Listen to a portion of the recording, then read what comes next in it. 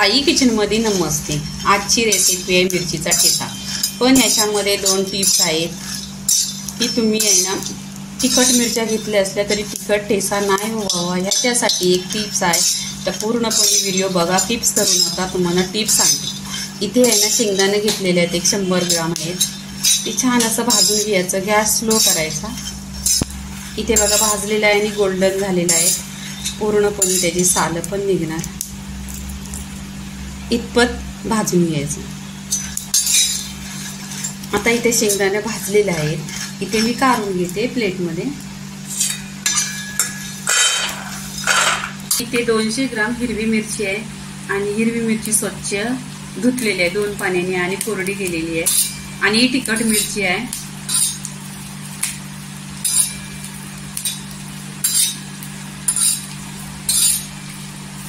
इथे मिरचीला पण छान अशी भाजून घ्यायची गॅसवर।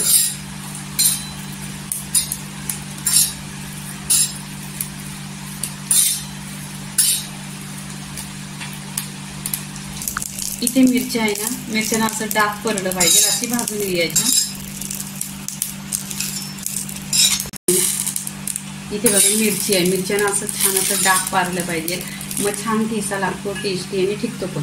इथे भरपूर अशी लसूण घ्यायची, ही शिजलेली लसूण आहे, सालं काढलेली। भरपूर लसूण घेणार तर तुमचा ठेचा आहे ना जास्त टेस्टी होणार। आणि पूर्णपणे इथे भाजून घ्यायची, लसणीला पण भाजून घ्यायची। त्याच्यामध्ये 1 चमचा जिरं टाकायचं।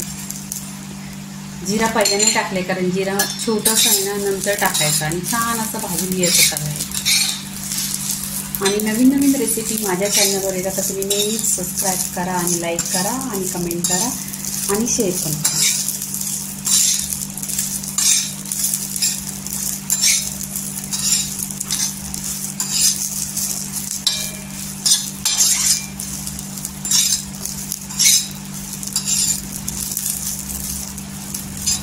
इथे बघा लसूण पण अशी गोल्डन होते, 1-2 मिनिटं आपण भाजून घ्यायची।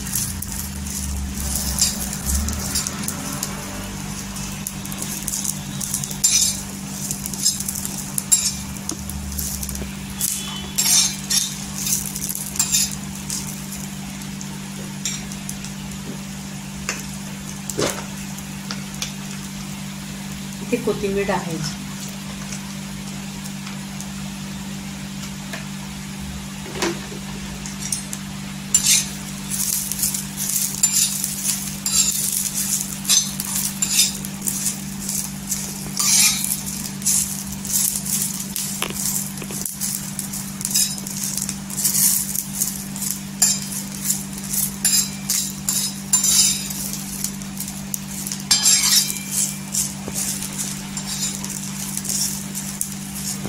ते 1 चमचा आहे ना तेल टाकायचं।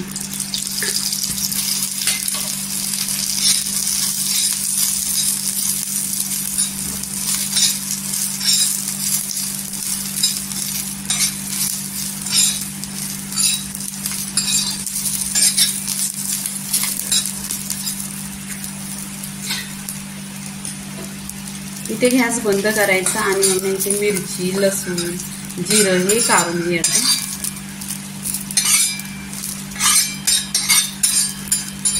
लसूण, मिरची आणि जिरं हे आहे ना प्लेटमध्ये असं काढून घ्यायचं आणि एक 10 ते 15 मिनिटं थंडा करायचं। थंड झालेलं आहे ते शेंगदाणे आपण मिक्सरच्या भांड्यात घ्यायचं। इथे मिरची, कोथिंबीर आणि लसूण हे पण टाकायचं वरून। पूर्णपणे ठेचाची जी साहित्य आहे ती याच्यामध्ये भांड्यामध्ये घेतलेली आहे। आता आपण मिक्सरला लावायची आणि मिक्सर थांबून थांबून अशी फिरवून घ्यायची, म्हणजे अशी जारच ठेवायची, जास्त पण बारीक नाही करायची।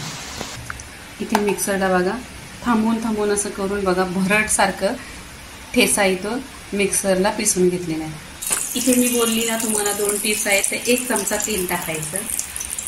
तुमच्याकडे जो तेल असेल तो टाकायचा, तेल टाकायचं, त्याच्यामध्ये हा ठेचा आहे ना टाकायचा आणि तेलावर परतून घ्यायचा, अजिबात तिखट लागत नाही।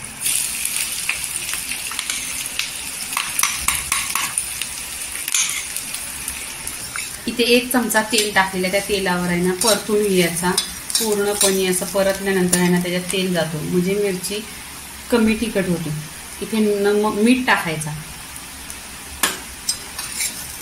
मीठ टाकल्यावर पण तेलावर परतून घ्यायचा छान असा ठेसा.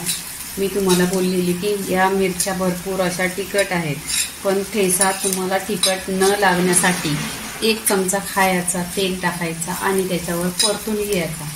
मग अजिबात ठेसा तिखट नाही होत. इथे माझ्याकडे 1 लिंबू आहे, हा कट करायचा आणि लिंबाचा रस पण टाकायचा. मग पूर्णपणे ठेसा आहे ना तिखट जास्त लागत नाही. इथे मी लिंबू पिळून घेतलेला आहे.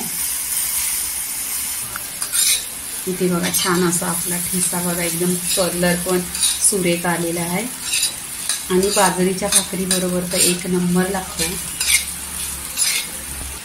इथे पूर्णपणे लिंबू पिळून घेतलेला आहे.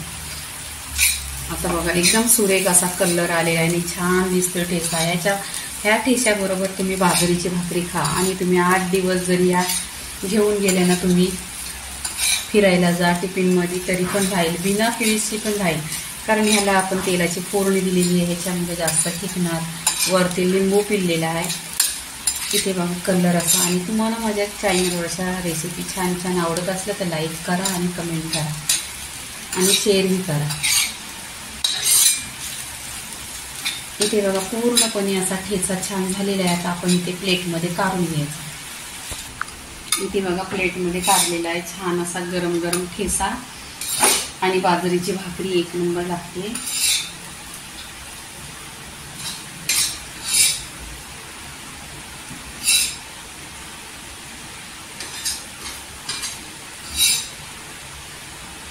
इथे मिरचीचा ठेसा बघा पूर्णपणे झालेला आहे आणि लिंबाची अशी फोड आणि ह्याच्या बाजूला बाजरीची भाकरी असा पूर्णपणे ठेसा झालेला आहे.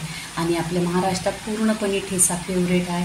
तर पूर्णपणे ठेस्याची रेसिपी झालेली आहे. लाईक करा, शेअर करा, सबस्क्राईब करा आणि नेहमीच खात राहा. धन्यवाद.